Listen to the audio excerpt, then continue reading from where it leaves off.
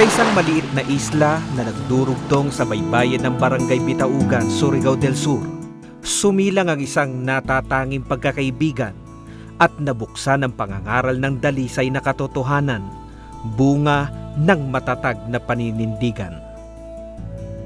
Bakit sa kabila ng katotohanang matagal nang nagsimula ang gawain ng Iglesia ni Cristo sa lalawigan ng Surigao del Sur at marami ng mga lokal at gusaling sambahan ang nakatatag sa iba't ibang dako, ay sa panahon lamang na ito ganap na napasimulan ang gawaing pagpapalaganap ng iglesia sa dakong ito ng Isla Arangasa. Sino-sino sila na maituturing na bayani ng pananampalataya at ano ang paninindigang kanilang nagawa, hudyat upang magsimulang ganap ang pangangaral ng dalisay na ebanghelyo sa islang ito.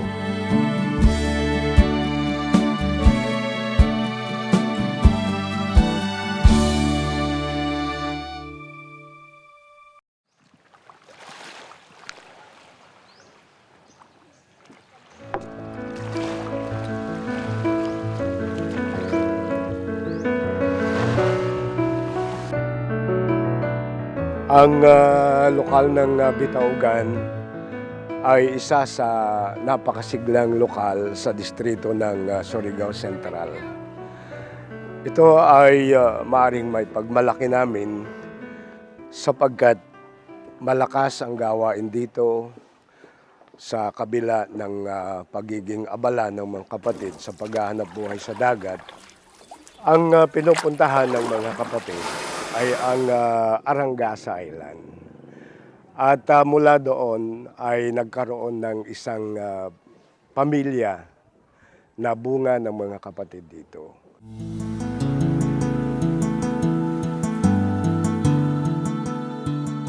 Mula sa gusaling sambahan ng lokal ng Bitaugan sa Distrito Eklesyastiko ng Surigao Central, kasamang magkaibigang sina kapatid na Erwin Dua at Reynaldo Rolete, sumakay kami ng bangka upang marating ang Isla Arangasa. Para marating ang isla, 20 hanggang 30 minuto ang biyahe, lula ng bangkang demotor. At humigit kumulang 1 oras naman ang gugugulin, sakay ng bangkang desagwan. Calvert, nandito na po tayo sa Isla ng Arangasa. Yung nakikita natin doon, yun ang Pacific Ocean. Ito, tukabaan na ito. Opo, yun, lahat yan. Doon kami mangingisda, lahat ginagkukunan. Pati dito, taka mga tao. Dito Doon. sa Arangasa, sa isla na ito, ilang pamilya meron Ano po, tayo? mahigit 60 po nga sambahayan po ang dito po sa Isla ng Arangasa po.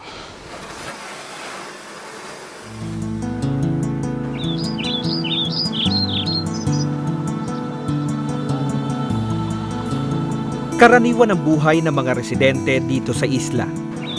Baka sa kanilang mukha ang pagiging natural na masayahin at palabatin.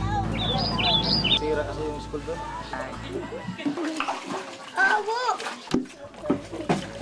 Ang karaniwang mga ibubuhay ng mga tao doon, ang iba ay mayroon namang sa bukid, ang iba ay mayroon namang trabaho sa gobyerno.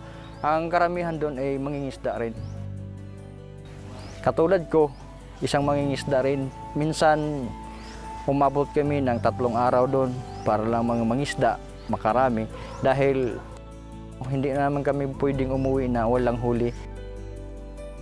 Sa 66 na pamilyang naninirahan sa isla, na ang karamihan ay mga kaanib sa kinagis ng reliyon, ang sambahayan ni kapatid na Orsesyano Mahumok ang unang nanindigan para iwan ang relihiyong kinamulatan.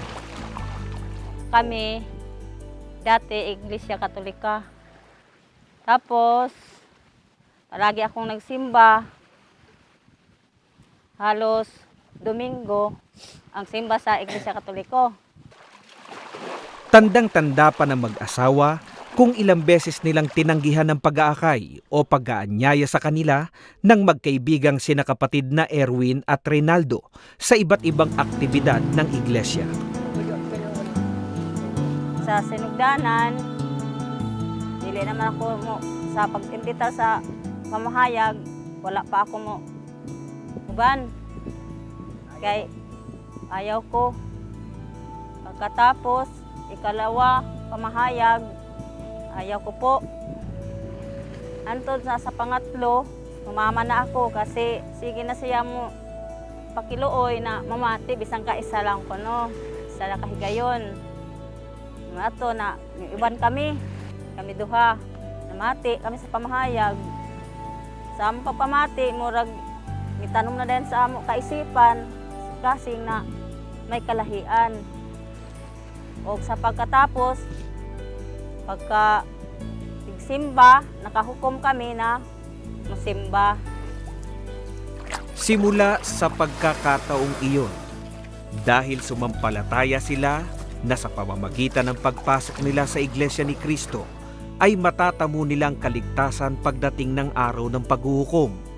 Mahirap man, iniwan nila ang reliyong kinagisnan, na siyang reliyong kinaaniban ng lahat ng mga residente sa isla ng Arangasa. Unsay himuon nga maabot kita sa Iglesia ni Cristo. Ato siya nagitawag niya si Kabobi Ele Santisas na magdotrina. Sa pagdotrinahan na kami ni Kabobit, ikadalawang bisis, nagpasya na kami na sumamba sa Iglesia ni Cristo.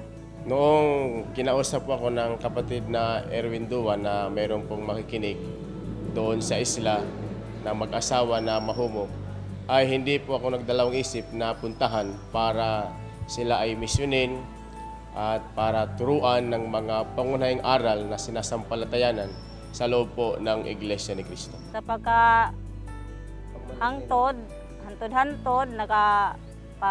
dayon kami sa pagpadotrina, hantod na nadawat namo ang pagbautismo.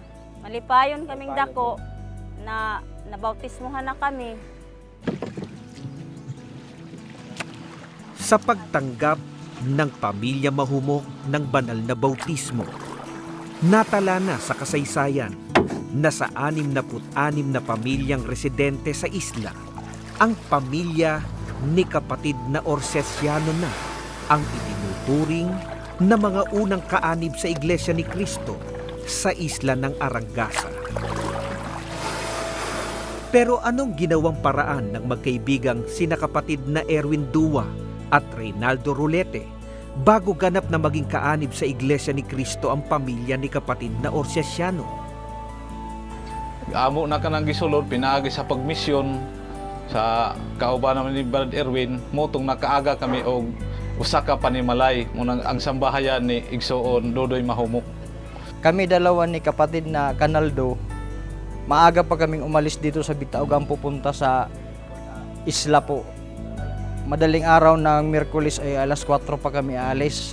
Madaling araw ng Sabado ay alas 5 kami alis. Kapwa sila naglaan ng oras para sunduin at ihatid ang pamilya Mahumok upang sila'y makadalo sa mga pagsamba at maging sa iba pang mga pagtitipon habang sila ay nasa uring dinodoktrinahan at sinusubok o nasa proseso ng pag-anib sa Iglesia ni Cristo. Ang magsundo ng Miyerkules, ako po, sa Sabado po, si Canaldo po ang magsundo ng Sabado. Ganito ipinagmalasakit ni na kapatid na Erwin at Reynaldo ang pamilya ni kapatid na Orsesiano, at sa kanilang hirap at sakripisyo, karamay nila hindi lang ang iba pang mga kapatid, kundi lalo na ang ministrong kinasangkapan upang mamulat sila sa tunay na paglilingkod sa Panginoong Diyos. Una po, noong kami ay magturo doon upang magmisyon, ang mga tao ay naiilang at lumalayo, at yung iba nga ay inuusi kami dahil bakit daw sila makikinig, meron naman silang relihiyon. Ngunit dahil po sa tulong ng ating Panginoong Diyos ay tuloy-tuloy po ang aming pangangaral doon. Hindi malilimot ng ministrong nakasama nila sa pagpapalaganap ng ebanghelyo sa isla ang pagtatapat at pagtatalagang ipinamalas ng magkaibigan. Hindi po nawala ng saysay ang aming mga pagpapagal, ang aming mga pagpapanata, sapagkat nabunga po sila, naliwanagan po sila at naging kaanib po sa iglesia at ngayon ay masiglang sumasamba sa loob ng iglesia ni Cristo. Labis na kaligayahan ng nadarama ng pamilya Mahumok sa pagkasangkapan ng Panginoong Diyos kina kapatid na Erwin at Reynaldo at maging sa iba pang mga kapatid sapagkat nalalaman nilang ito na ang pasimula ng pagdami ng mga taong magbabalik loob sa paglilingkod sa Panginoong Diyos. Nagpasalamat kaming dako sa Dios nga nakilala mo si Erwin, Canaldo, o uban pang mga kaanib sa iglesia, lalo na yung ministro nga nagdoktrina sa amin. Salamat sa Dios nga sa kadaghan sa mga tao dinhing isla sa Arangasa, kami pa ang una niyang tinawag sa iglesia ni Cristo. Subalit bakit sa panahon lamang na ito nagsimula ang gawain ng Iglesia ni Cristo sa islang ito? Anong mabigat na pagsubok na pinagdaanan ng pamilyang naging unang kaanib sa iglesia sa Isla Arangasa?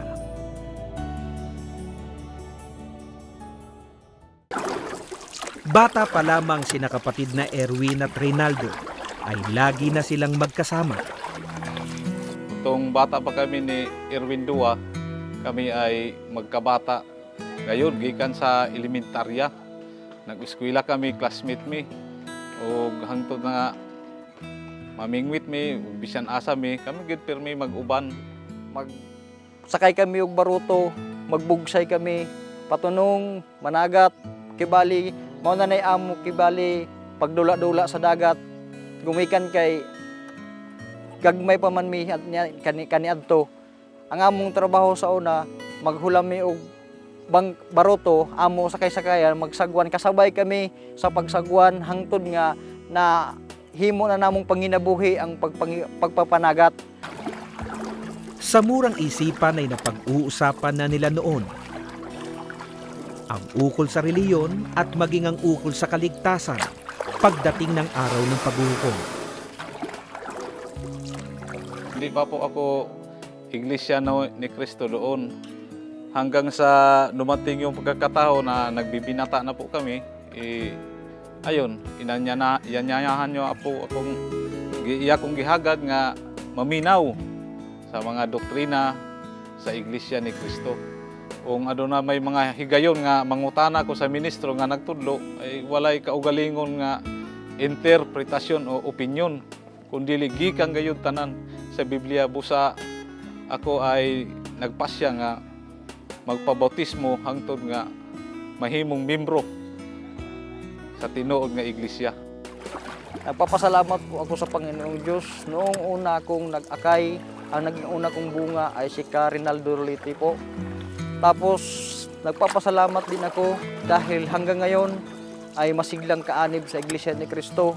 Nagpapasalamat po ako sa Panginoong Diyos, hindi kami pinabayaan. Hanggang ngayon, nagsama-sama kami sa paglilingkod. Katuwang ko pa sa may tungkulin, lalo na sa mga pag-aakay, sa mga pagmimisyon.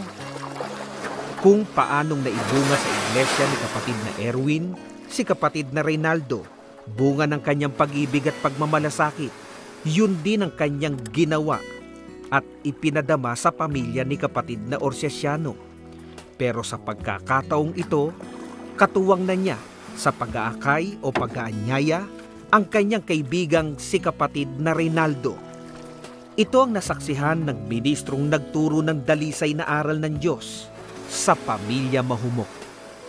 Sila po ni Erwin Dua, sila ni Canaldo, sila po ay palitan na yung isa susundo na Miyerkules na pagsamba, ang isa naman si Canaldo ay Sabado. Subalit sa panig ng pamilya ni kapatid na Orsiasiano, hindi naging madali ang pagpasok at pag-anib nila sa Iglesia ni Cristo. Lalo't ang lahat ng residente sa isla na kasakasama nila ay kaanib sa kinagis ng reliyon. Itong nagsugod ng nagsimba sa iglesia, Ang mga tao nga anong nagsimba-simba mo mga iglesia, ko nga nagsimba mo iglesia gumikas sa parte sa Ginoo man eh. Nga kini pagsimba na mo nga kayuhan man nga pagsimba, dili man dautan. Bisan layo ang simbahan, magantos lamang may kay gumikan sa pulong sa Ginoo. Idagdag pa sa mga pangungutya nilang natatanggap ang hirap sa paglalakbay sa karagatan, lalo't masama ang panahon. Katong paghawa ni sa isla patron mga simba, mangutahan na sila nga asa na mo kung magsimbar po may. Mutubag ang mga tao sa among lugar nga among simba mo nga bisan uwan man ta hangin. Among gitubag na mo nga balag hangin ug uwan bagyo.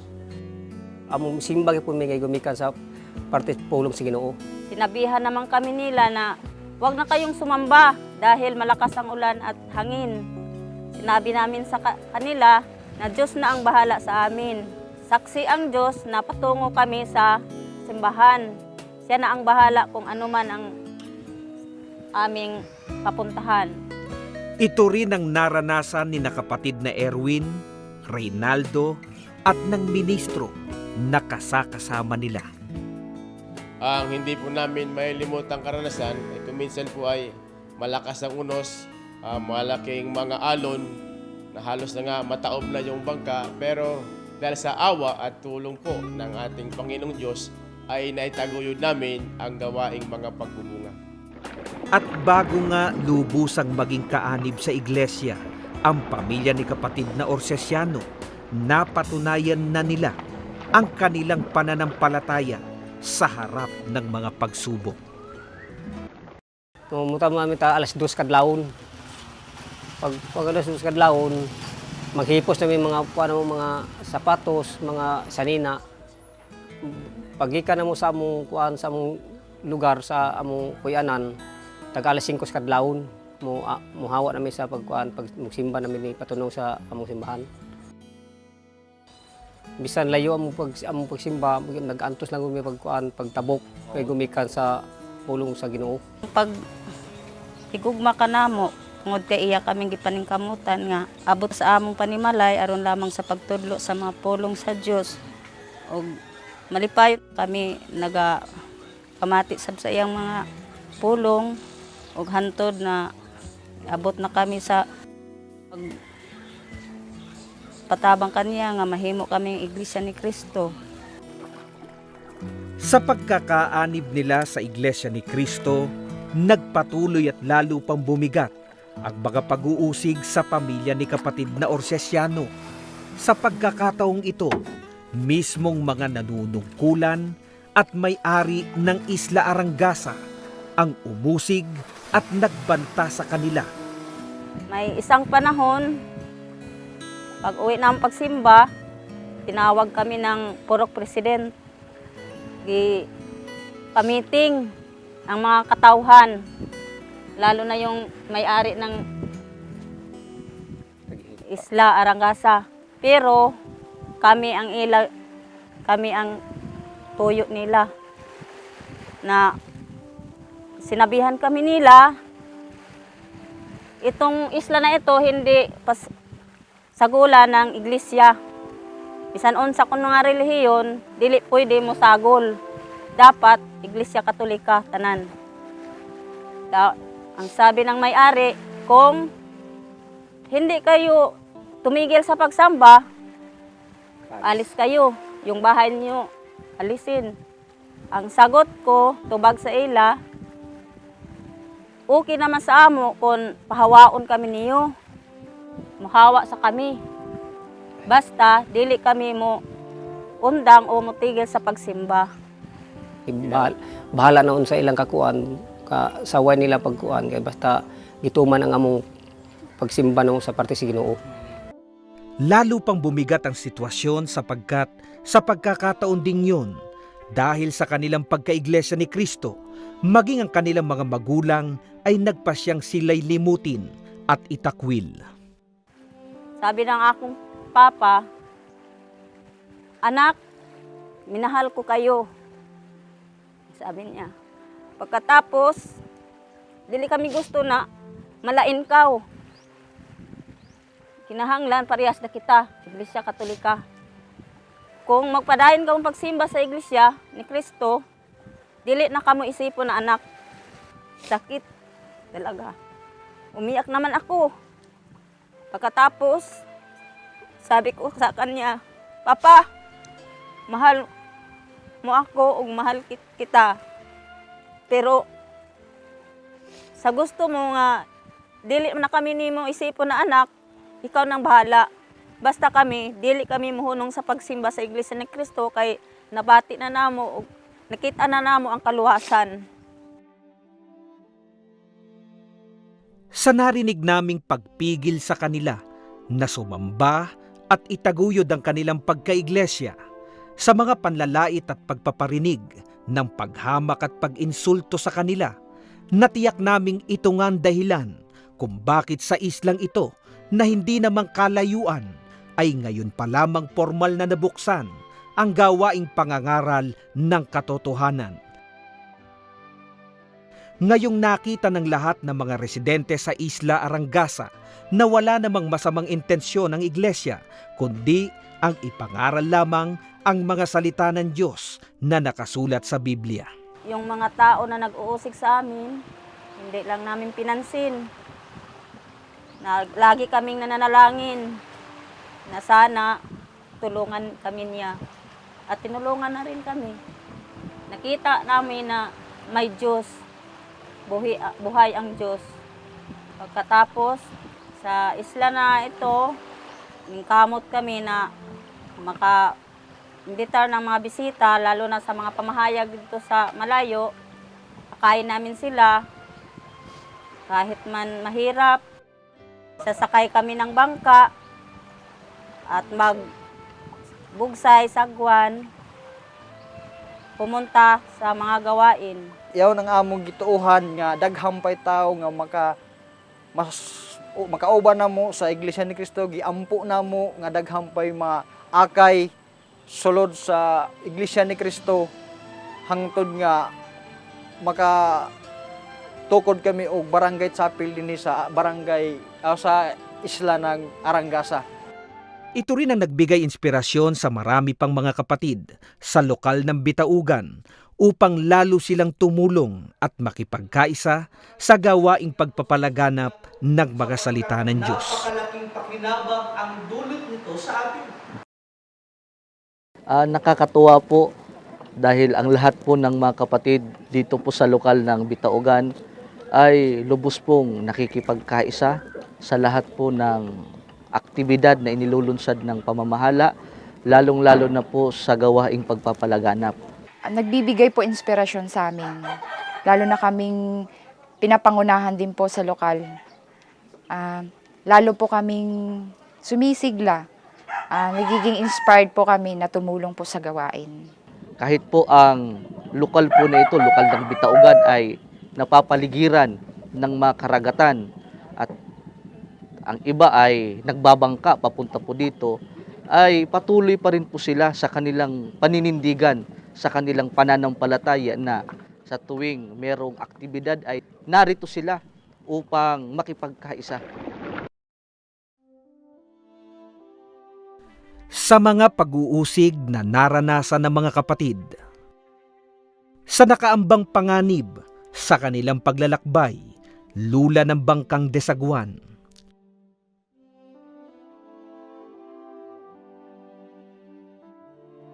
pinatunayan nilang lahat na mawala man sa kanila ang lahat-lahat sa kanilang buhay, wag lamang mawawala ang kanilang karapatang tinanggap bilang Iglesia ni Kristo. Bisan pag malisdan kami sa among mga pagtuman, sa among mga pag-alagad, bisan pag unsapay mo abot ka namo nga mga pagsulay sa among kinabuhi, dili gid kami muhunong sa among mga pag-alagad. Padayon kami hangtod nga madangat namong kinabuhi nga gisaad sa Dios nga kinabuhi nga walay katapusan. Ang saad namo po sa Dios po nga kuan, among patuloy-tuloy sa among pagsamba po. Tabangan. Kahit anong tabangan mi po sa Dios. Kahit po anong mangyayari po, Talagang hindi po namin iwan yung pagka-Iglesia ni Cristo namin dahil doon po nakasalalay ang aming kaligtasan pagdating po ng araw ng paghuhukom. Sa pagsasalaysay ng mga kapatid na aming nakapanayam, mula kay kapatid na Erwin na siyang unang kinasangkapan para maging kaanib sa iglesia, sina kapatid na Reynaldo at ang pamilya ni kapatid na Orsesiano, nadama namin ang kanilang matatag na paninindigan, hindi lamang sa kanilang nasumpungang pagkakaibigan, kundi higit sa lahat, sa kanilang tinanggap na kahalalan. Bilang mga iglesia ni Kristo, mahal namo ang among pagka-iglesia ni Kristo. Kung bisan unsa may mahitabo sa among kinabuhi, mawala man ang tanan, ang amo lamang makapagpabilin kami sa among pagka-iglesia ni Kristo, hilabi na sa katungdanan nga gihatag sa Dios sa amo.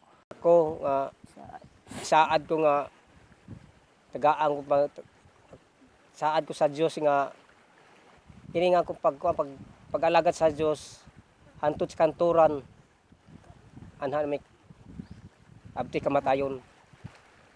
Dili naman buwag ang iglesia ni Kristo po nga mao kini nga matuoran ni nga kaluwasan pag-abot sa paghukom. Pag moabot man sa ako ang kamatayan, ang mahuna-huna nila ang pagsimba o mapag-alagad sa Dios. Tungod kay dinhi lamang ang kaluwasan sa sulod sa iglesia ni Kristo po. Sa muli nilang pagsakay sa bangka,